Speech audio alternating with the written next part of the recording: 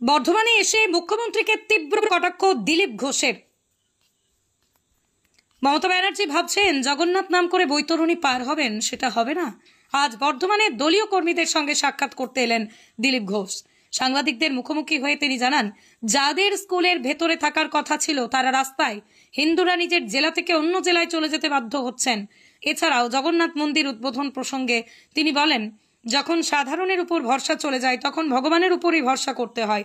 সেই জন্যই মমতা ব্যানার্জি জয় জগন্নাথ বলছেন। এই প্রসঙ্গে তিনি আরো বলেন, জগন্নাথ দেব পুরী থেকে দীঘায় এসেছেন, আর আমরা এটুকু দীঘা যাব না? আগামী দিনে তিনি দীঘার জগন্নাথ মন্দিরে দর্শন করবেন বলেও জানান। যারা স্কুলে বসে ক্লাস নেওয়ার কথা তারা রাস্তার ধারে বসে আছে। পশ্চিমবাংলার শিক্ষা ব্যবস্থা কোথায় যাচ্ছে বুঝতে পেরেছেন। হিন্দুরা জেলা ছেড়ে ঘর ছাড়া অন্য জেলায় গিয়ে থাকছে। ওদিকেও হাহাকার, এদিকেও হাহাকার। মমতা ব্যানার্জি এ সমস্ত কিছু সমাধান না করতে পারে মন্দির করে ভগবানের কাছে ক্ষমা চাইছেন যদি পাপক্ষয় হয়, কিন্তু হবে না, পাপের ঘোড়া ভরে গেছে। যখন মানুষ সব কিছু ভরসা ছেড়ে দেয় তখন ভগবানের কাছে যায়। মমতা ব্যানার্জির কারোর উপরে ভরসা নেই, ওনার উপরে কারো ভরসা নেই, তাই জয় জগন্নাথ চলছে। বলছি, সামনেই তো বিধানসভা ভোট আসতে চলেছে, ইতিমধ্যে সবাই লড়াই শুরু করেছে। যদি দল চায় আপনি কি বর্ধমানে কোনো আসনে দাঁড়াবেন? দেখা যায়, ইলেকশন তো আসুক, এখন থেকে গোপে তেল দিয়ে কি লাভ। আজকের কর্মসূচি মানে আপনার আজকের কর্মসূচি? আমি মেদিনীপুরে ছিলাম।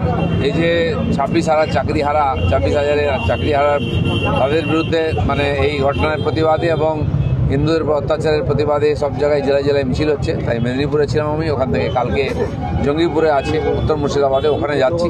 রাস্তায় আপনার সঙ্গে দেখা হলো। আজকে কলকাতাতে অর্জুন সিং পুলিশকে মারার কথা বলেছেন, যে পুলিশ মমতাকে সাহায্য করছে এমন কথা উনি বলেছেন। দেখুন, বহু লোকের উপরে অত্যাচার হচ্ছে, তারাও এই সরকারের কাছ থেকে কোনো ন্যায় আশা না করে এ ধরনের কথাবার্তা বলছেন। অর্জুন সিংকে তো রীতিমতো টার্গেট করা হয়েছে, শতাধিক কেস দেওয়া হয়েছে, আর বাড়ির লোককেও শান্তিতে থাকতে দেওয়া হচ্ছে না, তো তাকেও টার্গেট করা হচ্ছে। স্বাভাবিকভাবে তিনি এ ধরনের কথা বলছেন। পাকিস্তানি পতাকা পোড়াতে গেলে অনেক জায়গায় পুলিশ বাধা দিচ্ছে, কোথাও বিভিন্ন লোক বাধা দিচ্ছে, তারা কি পাকিস্তান করছে নাকি?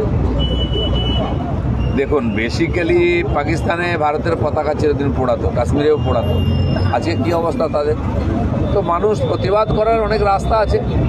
আমি ব্যক্তিগতভাবে কোনো দেশের পতাকা পোড়ানোর পক্ষে নই, এটা বিশ্বের সব দেশের একটা স্বাভিমান আছে, কিন্তু সেখানকার সরকার যদি ভুল করে বা সেখানকার কিছু লোক গণ্ডগোল করে, তার জন্য এখানকার সরকারকে সে ব্যবস্থা নিতে হবে। আমার মনে হয় নরেন্দ্র মোদী সেটা নেবেন, আগেও নিয়েছেন, দেখাবেন।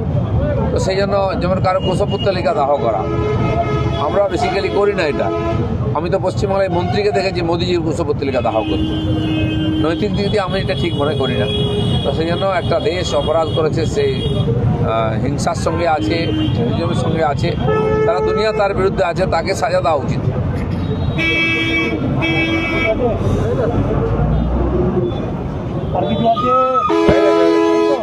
সকাল থেকে জঙ্গি হামলা কি বলবে? বলা তো হয়ে গেছে, এবার কিছু করতে হবে। সরকার শুরু করেছে, এপাশে জঙ্গিদের বাড়ি উড়িয়ে দিচ্ছে, সমস্ত পাকিস্তানের সঙ্গে সম্পর্ক ছেদ করেছে। জল যেমন আগে আমরা অন্যায় করলে গ্রামে কেউ ধূপানাপিত বন্ধ করতাম, আগে আমাদের সরকার পাকিস্তানকে জল বন্ধ করেছে। এখন সমস্ত মিডিয়া, যোগাযোগ, ব্যবসা বন্ধ করে দিচ্ছে। পৃথিবীর থেকে তাকে আলাদা করতে হবে। আর দুনিয়ার সমস্ত দেশ নরেন্দ্র মোদীকে সাপোর্ট করেছে, আপনি যা করবেন ঠিক, ভারতের সঙ্গে আছে। তো প্রাথমিকভাবে বর্তমান সভ্য জগতে যেটা করা সম্ভব, একটা দুর্বৃত্তকে সাজা দেওয়ার জন্য সেই রাস্তায় এগোচ্ছে ভারত। দরকার হলে চরম পর্যায়ে যাবে, ওই দেশ টুকরো হবে, ওই দেশের মধ্যে একটা এমন অব্যবস্থা হবে যে সরকার থাকবে না। দুঃখের বিষয়, ওইখানকার যে জনসমাজ তারাই কষ্টের মধ্যে থাকবে, যেমন বাংলাদেশে আছে।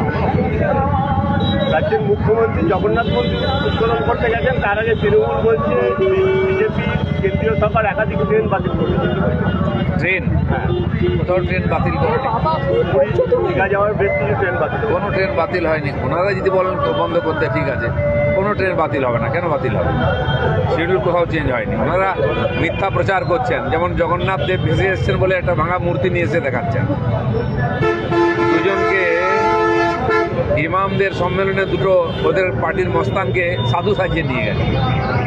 তো বাল্মীকি যেমন হয়েছিল, আর যেমন রাবণ এসেছিল ব্রাহ্মণ সেজে, ওরাও তাই করার চেষ্টা করছে। বাংলার মানুষ চিনে গেছে। সর্বনীয় রাজনীতি বলছে এই দীঘার জগন্নাথ মন্দির নিয়ে কি 26-এর নির্বাচনের কিছু এক্সট্রা ভোট?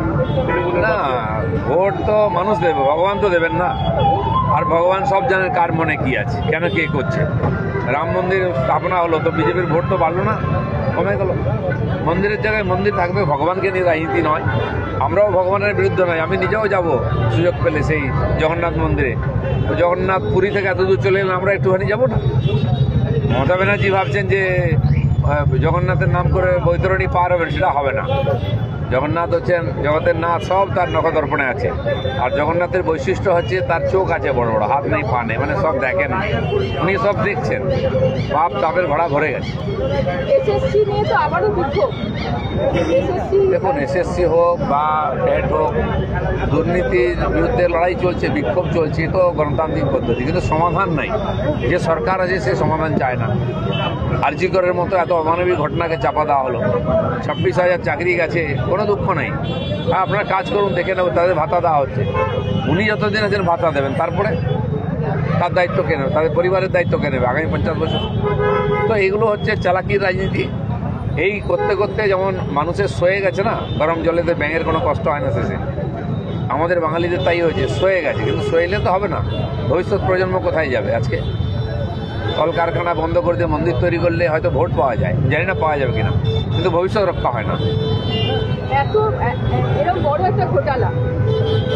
ঘোটালার পর ঘোটালা, নিজের রেকর্ড নিজে ভাঙছেন মমতা ব্যানার্জি। তো এর একটা শেষ আছে। সিপিএম এক সময় ক্ষমতায় ছিল, এদের চেয়ে অধিক শক্তিশালী সংগঠন ছিল, বেশি ভোট ছিল, কিন্তু মানুষ তুড়ি মেরে একদিন উড়িয়ে দিল। আর এ তো বাঁশ পাতার মতো, কখন উড়ে যাবে কেউ জানে না। কে দেবে? সরকার দেওয়া উচিত কোর্টে গিয়ে। যেই 18,000 লোক যোগ্য আছে, সেটা ওদের হাতেই আছে, নিয়ে ঘুরছেন যোগ্যরা। 8,000 লোকের চাকরি বাঁচাবার জন্য তাদের পয়সা নিয়েছেন 800 কোটি, তার জন্য 18,000 লোককে বলি দেওয়া হচ্ছে। তারা তো পাপ করেছে, তাদের বলি হবে, কিন্তু এদের কি অন্যায় হয়েছে? এদের কেন অন্ধকারে ফেলে দেওয়া হচ্ছে? যেন মমতা ব্যানার্জির হাতে বা শিক্ষামন্ত্রীর হাতে সব সমাধান আছে। ওনারা সমাধান চান না, সমস্যা জিয়ে দেখতে চান, তাই দিচ্ছেন না। চলুন, ধন্যবাদ। আর না।